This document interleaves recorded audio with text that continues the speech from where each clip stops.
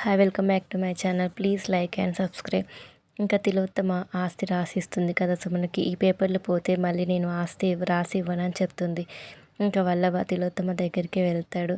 సుమన పూజ చేసే టైంలో ఆ పేపర్ల మీద హారతి కర్పూరం పడేలాగా చేస్తాను, పేపర్లు కాలిపోతాయి అని చెప్పి అంటాడు. ఇలా చేస్తే ఎవరికి అనుమానం రాదు అని చెప్పి అంటూ ఉంటాడు. ఇంకా విశాల్, నైని, హాస్ని తిలోత్తమ 70 కోట్ల ఆస్తి ఎలా రాసిచ్చి ఉంటుంది అని చెప్పి ఆలోచిస్తూ ఉంటారు. హాసిని ఇంకా తిలోత్తమ అత్తయ్య ఏది ఊరికే ఇవ్వదు, ఇది ఇచ్చిందంటే దానికి డబల్ లాగేసే మెంటాలిటీ తనది.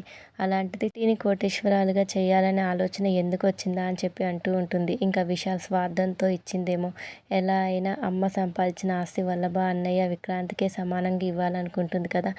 ఇప్పుడు సుమన్కి ఇచ్చింది, విక్రాంత్ కూడా బాగుపడతాడు కదా అని ఆలోచించిందేమో అని చెప్పి అంటూ ఉంటాడు. ఇంకా నయని, నాకెక్కడో తేడా అనిపిస్తుంది అని చెప్పి ఇంకా తన మనసులో అనుకుంటుంది. నా అనుమానం ఏంటి అని వీళ్ళు అడగలేదు, నేను చెప్పలేదు అని చెప్పి అనుకుంటుంది. ఇంకా దురంధర పూజకి అన్ని ఏర్పాట్లు చేస్తూ ఉంటుంది. దురంధరకు పిల్లలు లేరని ఇంకా వల్లభ అంటాడు. ఇంకా తిలోత్తమ మమ్మల్ని అల్లుల్లా కాకుండా పిల్లల్లా చూసుకుంటుంది. ఇంకా డాక్యుమెంట్స్ తీసుకొని వస్తుంది. ఇంకా గురువు గారు కూడా వస్తారు. ఇంకా హారతి ఎప్పుడు ఇస్తారా అని ఎదురు చూస్తూ ఉంటాడు. గురువు గారేమో సుమన, దురంధరతో పాటు నయని కూడా పూజ చేయమని చెప్తాడు. ఇంకా తిలోత్తమ ఏమో పేపర్ల మీద హారతి పడేలాగా చేయమని చెప్పి ఇంకా వల్లభకు సైగ చేస్తూ ఉంటుంది. ఇంకా మధ్యలో వల్లభ నేను హారతి ఇస్తాను అని చెప్పి పళ్ళెం దగ్గరికి వచ్చి ఇంకా తిప్పుతూ ఉంటాడు. హారతి కరెక్ట్గా పేపర్ల మీద పడే టైంకి ఇంకా విశాల్ కర్పూరం తన చేతిలో పట్టుకుంటాడు. ఇంకా తిలోత్తమ ఒక్కసారిగా ఇంకా షాక్ అవుతుంది. ఇంకా సుమన, థ్యాంక్స్ బావగారు, మీరు సమయానికి హారతి పట్టుకోపోయి ఉంటే ఆస్తి పేపర్లు కాలిపోయాయి.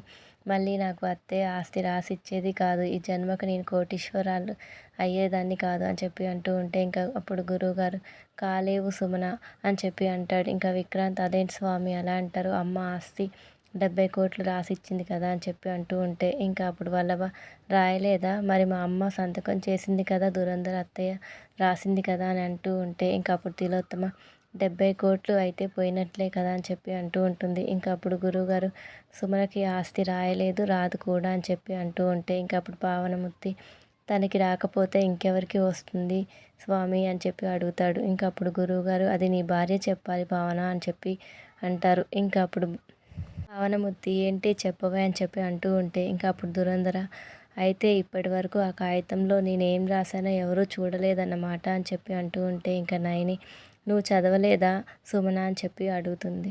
ఇంకా అప్పుడు సుమన, పిన్ని రాశాక చదవడం ఎందుకు అనుకున్నాను, ఏముంది అందులో అని చెప్పి అంటూ ఉంటే ఇంకా అప్పుడు దురంధర, సారీ సుమ్మి, మోసం, అన్యాయం, అక్రమం అని నువ్వు అనుకోవచ్చు, కానీ నాకు స్వార్థం ఉంటుంది, అవకాశం వస్తే వాడుకోవాలి అన్న తెలివితేటలు నాకు కూడా ఉంటాయి కదా.